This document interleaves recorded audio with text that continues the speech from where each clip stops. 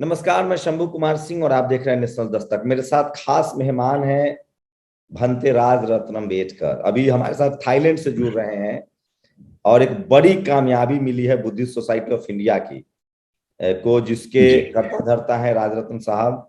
और अभी ऑस्ट्रेलिया से आए हैं। 5 अक्टूबर को भारत में थे, जहां 22 प्रतिज्ञा ली गई थी, और अब वो 22 प्रतिज्ञा घर घर पहुंच गई है। और पूरे देश में बहुजन समाज के लोग जो हैं वो 22 प्रतिज्ञा को दोहरा रहे हैं। तो जो काम जी। पिछले 1956 से रुका हुआ था, बाबा साहब अम्बेडकर ने 14 अक्टूबर 1956 को दीक्षा भूमि नागपुर में जो 22 प्रतिज्ञाएं दोहराई थी, जिसका शिलापट लगा हुआ है।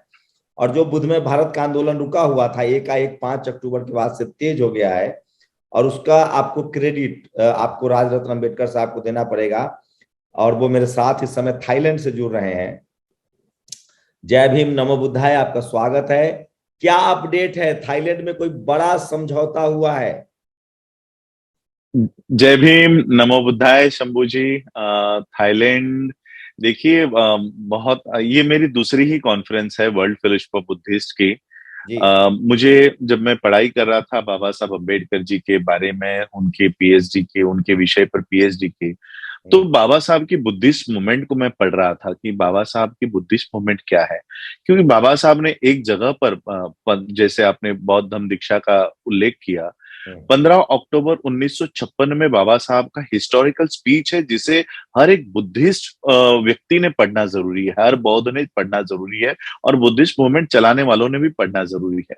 हम्म। उस समय बाबा साहब को केसरी के पत्रकार ने सवाल किया कि बाबा साहब, अपने 1935 में घोषणा की कि मैं हिंदू धर्म छोड़ने वाला हूं, और आप 1956 में बौद्ध धर्म अपना रहे हैं, तो इतना इतना अवधि, इतना वक्त आपने क्यों लगाया?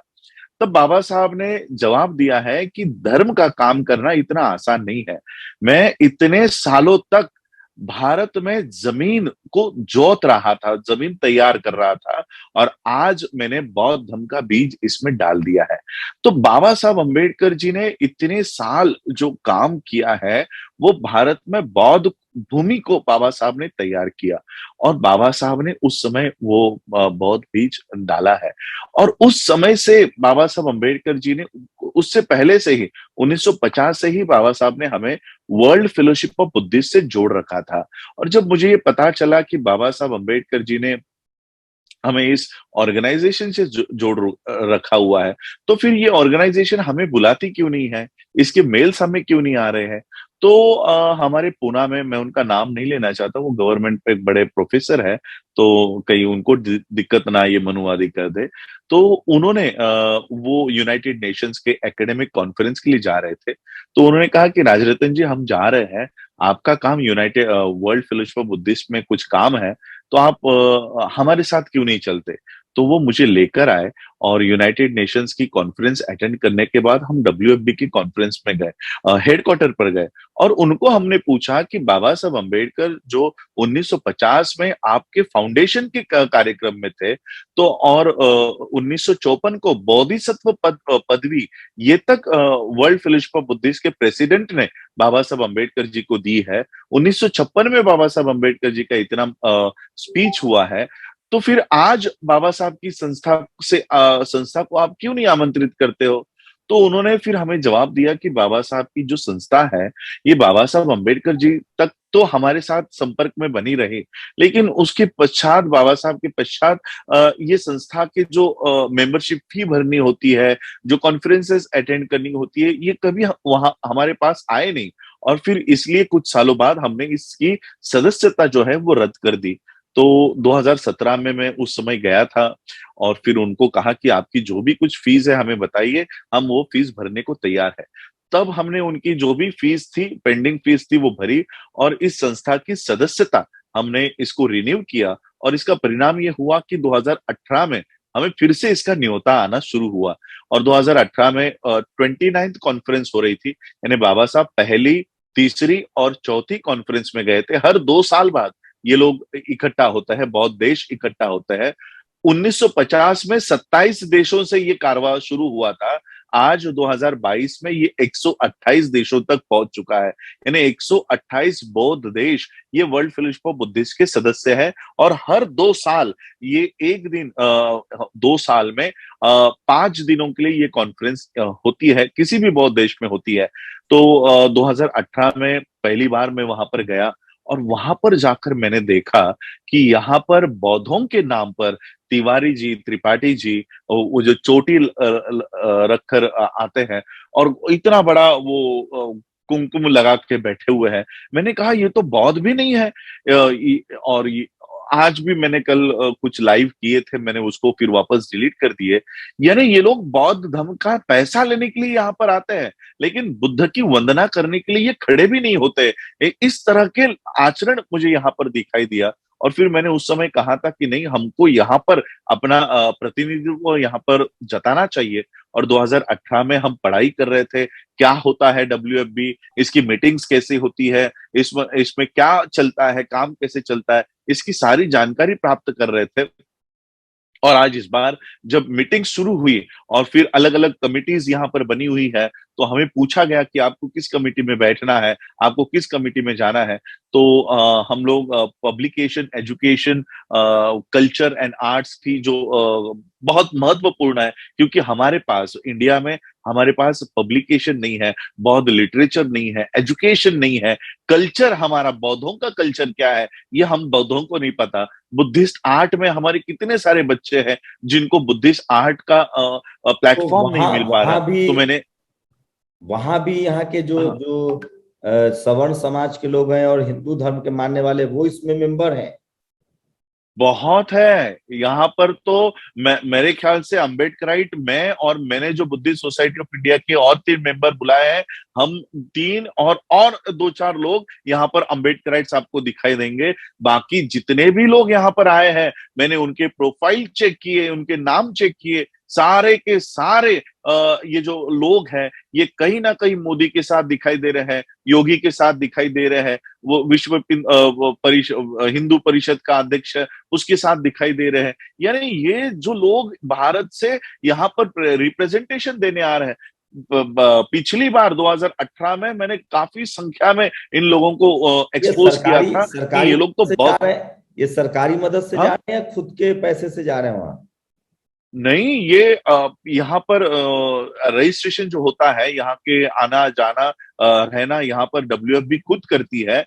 और वो जितने भी लोग हैं उनका रहना खाना यहाँ पर होता है, सरकार के पैसे से नहीं होता, बल्कि सरकार यहाँ से पैसे लेके जा रही है। सरकार पैसे नहीं देती है, भारत सरकार। आज मैं यहाँ पर जब वर्ल्ड फेलोशिप ऑफ बुद्धिस्ट के कॉन्फ्रेंस में बैठा हूँ, तो हर एक देश का जो व्यक्ति मुझसे मिलने आ रहा है, तो यही कहता है कि this time India is lucky कि आपको बुद्धिस्ट प्राइम मिनिस्टर मिला। तो हम कह रहे हैं कि कौन सा बुद्धिस्ट प्राइम मिनिस्टर, अगर वो बुद्धिस्ट होता तो हमें बौद्ध धर्म दीक्षा के ऊपर इस तरह से बयानबाजी करता, हमारे बौद्ध धर्म के दीक्षाओं को इस तरह से मलिन करने का काम करता। ये लोग कोई बुद्धिस्ट नहीं है। इस तरह से पहचान इन्होंने वर्ल्ड के अलग अलग देशों के सामने की है। मेरे साथ मेरे ही वैन में ताइवान के इंटरनेशनल मिनिस्ट्री अफेयर्स के मिनिस्टर मेरे साथ थे, और तब वो भी ये कह रहे थे कि क्या मोदी बुद्धिज्म को फेवर नहीं करते, ये क्या सारा नाटक चल रहा है। तो आज इनका नाटक हमने वर्ल्ड के सामने एक्सपोज किया है कि इनको कोई बुद्धिस्ट बौद्धों से प्यार नहीं है ना ही। मैं तो आपको ये जानकारी आपके चैनल से पहली बार भारत में दे रहा हूं, बल्कि ये बोलना भी हमारे लिए यहाँ पर बहुत खतरनाक है कि हम भारत में पहुंच पाएंगे कि नहीं। यहाँ पर इन्होंने, मोदी ने कई कितने सारे गवर्नमेंट के पास जाकर भारत में बुद्धिस्ट साइट्स के लिए इन्होंने पैसे मांगे हैं कि हमको भारत में ये सारी बुद्धिस्ट जो साइट्स है इसको फिर से खड़ा करना है, पुनर्जीवित करना है, इसका पुनरुद्धार करना है, तो हमें पैसे चाहिए। ऐसा करके कितने देशों से इन्होंने पैसे लिए हैं। आज मैंने एक फेसबुक पे ट्वीट किया था, ट्वीट से मैंने डिलीट नहीं किया, फेसबुक पेज से मैंने डिलीट कर दिया, कि जितना बड़ा स्कैम हर्षद मेहता ने नहीं किया होगा, जितना बड़ा स्कैम राफेल का नहीं है, बोफोर्स का नहीं है, उससे कई ज्यादा बड़ा स्कैम भारत के बौद्धों के साथ हो रहा है। और ये आज से नहीं, नेहरू से चला आ रहा है। और नेहरू के समय से ये जो चला आ रहा है, ये मोदी के समय तक और इससे आगे चला आता रहेगा, क्योंकि हमारा रियल बौद्धों का रिप्रेजेंटेशन यहां से खत्म हो चुका है। जो हालत हमारी मेंबर ऑफ पार्लियामेंट के सीट्स की है, मेंबर ऑफ लेजिस्लेटिव असेंबली की सीट्स की है, वही हालत हमारी वर्ल्ड में बौद्धों के सीट्स पर हो गई है। जैसे हमारा कोई भी एमपी और एमएलए ये शेड्यूल कास्ट का नहीं है, ये अंबेडकराइट नहीं है, ये बीजेपी ने अपने दलाल एजेंट्स वहां पर बिठा रखे हैं, उसी तरह से बौद्धों के एजेंट्स दलाल इन्होंने यहां पर भेजे हुए हैं। तो कितना सालाना लगभग कितना पैसे की मदद होती है, करती है वो सरकार, भारत सरकार? सालाना आप अगर, इसलिए मैंने कहा अगर इसकी इंक्वायरी हो, एक सीबीआई ईडी यहां पर होनी चाहिए इंटरनेशनल लेवल की। अगर इसकी प्रॉपर इंक्वायरी हो तो वर्ल्ड के बुद्धिस्ट कंट्रीज ने भारत को लाखों करोड़ डॉलर्स में पैसा दिया हुआ है, लाखों करोड़ डॉलर्स में, जिसका हिसाब आप नहीं लगा सकते। आपके गंगा को सफाई करने का पैसा यही से आया है, आपके बुलेट ट्रेन का पैसा यही से आया है। अब कई सारे प्रोजेक्ट्स जो चल रहे हैं वो सारे के सारे बुद्धिस्ट कंट्रीज हमें इंडिया को दे रहे हैं। आज मैंने कम से कम मैंने आज एक मैसेज लिखा है कि भारत के बौद्धों के लिए मैं बहुत कुछ लेकर आ रहा हूं, और खासकर युवाओं के लिए, और वो युवाओं के लिए ये है कि आपको क्या क्या, आपके लिए क्या क्या बड़ी खबर है, क्या क्या असाइनमेंट है? क्या 10 यूनिवर्सिटियां खुलेंगी? बड़ी खबर यह है कि पब्लिकेशन कमेटी के लिए मैं सेक्रेटरी के पद पर चुना गया हूं, ये तो है। और उसी के साथ साथ हम लोग यहाँ पे पढ़ाई कर रहे हैं। ऑस्ट्रेलिया की मैंने पढ़ाई की, सिडनी की पढ़ाई की, कि कौन सी, क्योंकि हमें 60 एकड़ जमीन नागपुर में मिली है, अब उस नागपुर के जमीन पर किस तरह की यूनिवर्सिटी बने, इसकी जानकारी मैं वर्ल्ड के बुद्धिस्ट यूनिवर्सिटी से ले रहा हूं। और आज तक कम से कम 10 यूनिवर्सिटी के डीन से हमने बात की है, और ये यूनिवर्सिटी की एक एक रेप्लिका, एक एक बिल्डिंग हम वो नागपुर यूनिवर्सिटी के प्रांगण में तैयार करेंगे। और हमारे जो बच्चे आज बहुत बड़े पैमाने पर भारत छोड़कर बाहर जा रहे हैं, जो लोग अफोर्ड कर पाते हैं या जिनको स्कॉलरशिप मिलती है वो तो बाहर जा सकते हैं, लेकिन जिनके पास पैसा नहीं है, जो स्कॉलरशिप में चुना नहीं जाता, वो कहाँ जाएगा। और इसलिए हमारा बच्चा भारत में ही बैठकर, अपने ही घर पे रह के वो अंतरराष्ट्रीय दर्जा की शिक्षा प्राप्त करे, ऐसी यूनिवर्सिटीज हम लेकर आ रहे हैं। जैसे अभी यहाँ पर हमने 2 यूनिवर्सिटीज से हमने बात कर रखी हुई है, एक तो महामुकुट बुद्धिस्ट यूनिवर्सिटी और महाचुला लॉन्गपोंग बुद्धिस्ट यूनिवर्सिटी। ये 2 यूनिवर्सिटीज की ब्रांचेस हम इंडिया में लेकर आ रहे हैं, जो थाईलैंड की है। बाकी यूएस की टेक्सास यूनिवर्सिटी हो, बाकी की अलग अलग यूनिवर्सिटीज हैं, तो ये सारी यूनिवर्सिटीज की एक एक ब्रांचेस हम लोग इंडिया में खड़ी करेंगे, जिसके लिए हमें वर्ल्ड फेलोशिप ऑफ बुद्धिस्ट और वर्ल्ड बुद्धिस्ट यूनिवर्सिटी, ये 2 कमिटीज का, 2 ऑर्गेनाइजेशंस का बहुत बड़ा फायदा होगा। और इसके साथ साथ एजुकेशन तो है ही, अब ताइवान के साथ साथ हम बैठकर ताइवान के गवर्नमेंट से भारत के बौद्धों के लिए क्या क्या उपक्रम हम चला सकते हैं नौकरियों के। उन्होंने कहा कि आपके कितने भी बच्चे हमारे यहाँ पढ़ना चाहे तो फ्री ऑफ कॉस्ट हम उनको पढ़ाएंगे, आना जाना रहना खाना पीना ये सारा का सारा आपके बच्चों का सारा भार हम लेने के लिए तैयार है। क्योंकि मैंने उस तरह से उनको ये बताया है कि किस तरह से हमारे ऊपर अन्याय अत्याचार हो रहा है। तो कई देशों के दरवाजे अब प्रॉपर बुद्धिस्टों के लिए खुल जाएंगे। ऑस्ट्रेलिया का दौरा कैसा रहा बंधु जी? ऑस्ट्रेलिया का दौरा भी बहुत बढ़िया रहा। मेलबॉर्न में गए, Melbourne Buddhist university, Melbourne Buddhist society के लोगों ने मुझे वहां पर फेलिसिट किया, उन्होंने मेरा स्वागत किया, और वहां से एक बहुत अच्छा काम हुआ कि भारत में, आप टीवीएम भारत के लोग जानते होंगे, त्रिरत्न बौद्ध महासभा करके एक बहुत बड़ी ऑर्गेनाइजेशन है। लेकिन हुआ क्या है, the Buddhist society of India या बाबा साहब की संस्था के साथ जो लोग पुराने समय से काम करते आ रहे थे, वो लोग एक दूसरे को गालियां देते थे, ये संगठन अच्छा नहीं, ये संगठन ऐसा करता है, वो संगठन ऐसा करता है। इसलिए हम लोगों ने आपस में ही दुश्मन तैयार कर लिए। आरएसएस को, ब्राह्मणों को हमको खत्म करने की कोई जरूरत ही नहीं है, हमारे ही लोग काफी है जो उनके पक्ष में बात करने के लिए खड़े हो जाते हैं।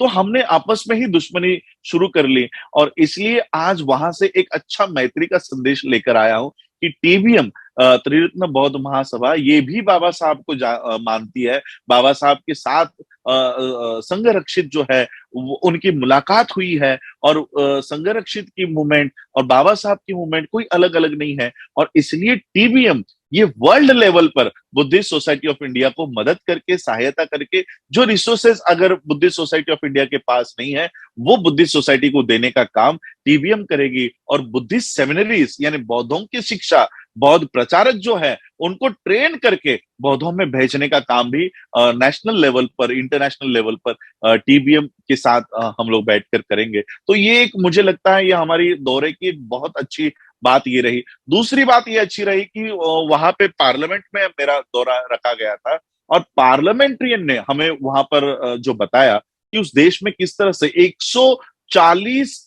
धर्म के लोग वहां पर रहते हैं। 140, सोचिए 140 धर्म वहां पर रहते हैं। आज तक किसी में भी धर्म के नाम पर दंगे वहां पर नहीं हुए हैं। सिर्फ 120 साल हुए हैं ऑस्ट्रेलिया के देश को, ये देश अभी बसाया गया है और 120 साल हुए हैं। 140 देश रिलीजन के लोग वहां रहते हैं, लेकिन किसी भी धर्म पे किसी दूसरे धर्म का कब्जा नहीं है, दबाव नहीं है कि आपको हमारा धर्म अपनाना है या हमारे धर्म के हिसाब से चलना है या ये कंट्री इस धर्म की कंट्री होगी, ऐसा कुछ नहीं है।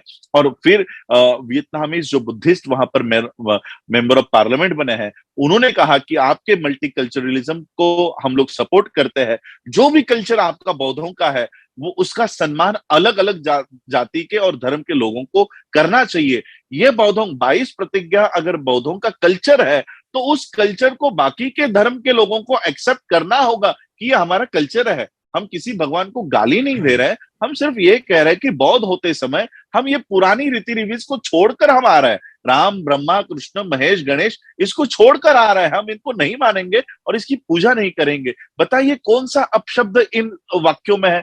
एक भी अपशब्द नहीं है। और अगर अपशब्द है तो पिछले साल भी राजेंद्र पाल गौतम हमारे साथ में 22 प्रतिज्ञा ले रहे थे उसी मैदान से, तो उस समय ये तिवारी को बुरा क्यों नहीं लगा? इस समय इनको राजनीति करनी है, आप करो, वो आपका। भारत में आकर अब आप क्या करेंगे? अब आगे क्या है रणनीति आपकी?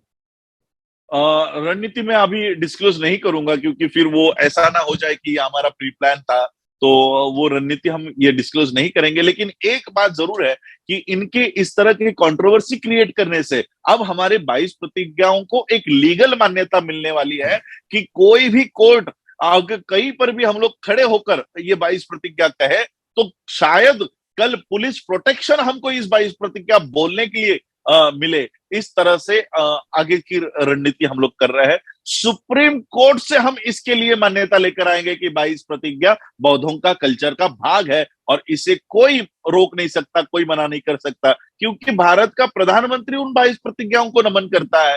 भारत के अलग अलग राज्यों के मुख्यमंत्री बाबा साहब के दीक्षा भूमि को जाकर नमन करते हैं। जब भारत के प्रधानमंत्री को दिक्कत नहीं है तो किसी प्रवक्ता को क्यों दिक्कत होनी चाहिए?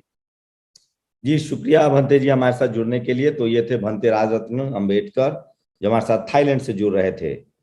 शुक्रिया। जय भीम, नमो बुद्धाय। Thank you. जय भीम, नमो बुद्धाय।